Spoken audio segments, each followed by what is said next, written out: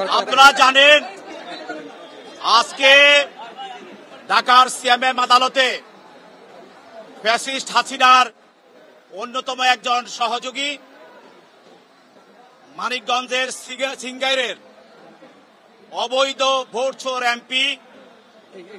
মমতাজ বেগমকে একটি হত্যা মামলায়, যাকে আপনার শিল্পী মমতাজ হিসেবে চিনেন, তাকে মিরপুর থানার মডেল থানার একটি হত্যা মামলায় তদন্তকারী কর্মকর্তা আজকে আদালতে উপস্থাপন করে তার বিরুদ্ধে 7 দিনের রিমান্ড প্রার্থনা করেন। এই হত্যা মামলা বৈষম্যবিরোধী ছাত্র আন্দোলনের সময় 19/7 তারিখে মিরপুরে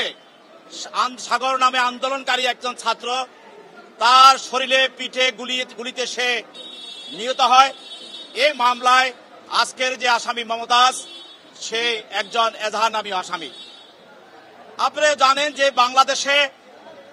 এই শিল্পী মমতাজ 15টি বছর ফ্যাসিস্ট হাসিনাকে তার ফ্যাসিজম রক্ষা করার জন্য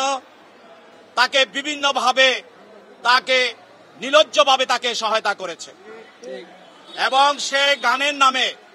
সারা বাংলাদেশে সে ফ্যাসিস্টের পক্ষে গান গেয়ে এই ফ্যাসিজম শেখ হাসিনার পক্ষে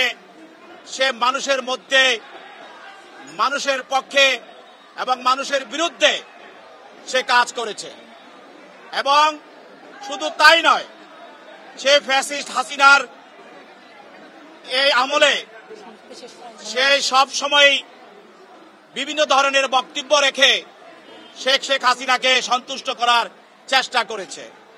এবং সরকার যতগুলি অনুষ্ঠান হতো সেখানে সে গান গেয়ে সরকারের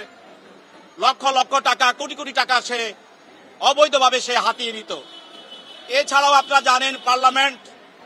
পবিত্র পার্লামেন্ট, যে পার্লামেন্টে প্রতি মিনিটে কথা বলতে গেলে বা সময়ে বাংলাদেশের কোটি কোটি টাকা খরচ হতো, সেই পার্লামেন্টে সে গান গেয়ে পার্লামেন্টকে একটি হাস্যকর স্থানে সে পরিণত করতে চেয়েছিল এবং সে শহীদ রাষ্ট্রপতি জিয়াউর রহমানের শহীদ নাম নিয়েও সে তার সেই তার তবলা বাদকের সঙ্গে সে তুলনা করেছে এবং সে সাবেক প্রধানমন্ত্রী খালেদা জিয়ার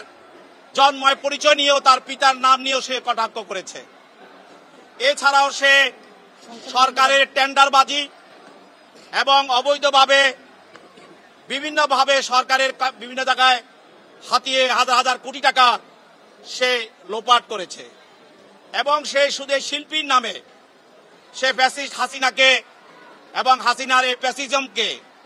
ত্বরান্বিত করার জন্য সে বিভিন্নভাবে মানুষের মধ্যে বিদ্রোহ এবং বিরোধী রাজনৈতিক দলের নেতা কর্মীদেরকে হত্যা, ষড়যন্ত্র এবং তাদেরকে আয়নাঘরে তাদেরকে ক্রস ফায়ার দিয়ে হত্যা এবং গুম করা, সব বিভিন্ন রাজনৈতিক হয়রানিমূলক মামলা, এইসব বিষয়েও সে প্রায় মিডিয়াতে বক্তব্য রাখত, পার্লামেন্টে কথা বলতো। এক কথায় বলতে গেলে সে ফ্যাসিস্ট হাসিনাকে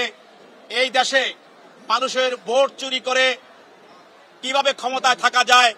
মানুষকে হত্যা করে কিভাবে ক্ষমতা থাকা যায়, সে কাজটি সে ফ্যাসিস্ট হাসিনাকে সহযোগিতা করেছিল। দেশে যখন আন্দোলন চলতো, যখন রাজনৈতিক নেতাকর্মীদেরকে গুলি করে হত্যা করা হতো, তাদেরকে গুম করা হতো, ওই সময় সে গণভবনে গিয়ে হাসিনাকে সে গান শোনাতো এবং হাসিনার মনোরঞ্জন করাই ছিল তার প্রধান এবং একমাত্র লক্ষ্য। এই দিয়ে দেশে বিদেশে সে হাজার হাজার কোটি টাকা পাচার করেছে এবং সে সরকারের হাজার হাজার কোটি টাকা সে হাসিনার সহায়তায় তার ন্যাক দৃষ্টিতে সে লোপাট করেছে। আজকে 5 আগস্টের পর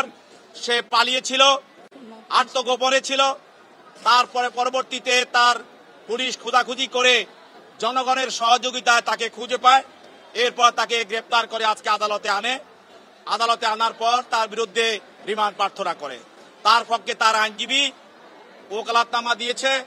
এবং জামিন শুনানি করার জন্য জামিনের দরখাস্ত দিয়েছিল এবং তিনি তার বক্তব্যে জামিনের দরখাস্ত মোতাবেক তার জামিনের প্রার্থনার বক্তব্যটি তিনি তুলে ধরেছেন এবং উভয় পক্ষের বক্তব্য শোনার পর বিজ্ঞ আদালত এই মমতাজকে, শিল্পী মমতাজ অবৈধ এমপি এবং হাসিনার ফ্যাসিস্টের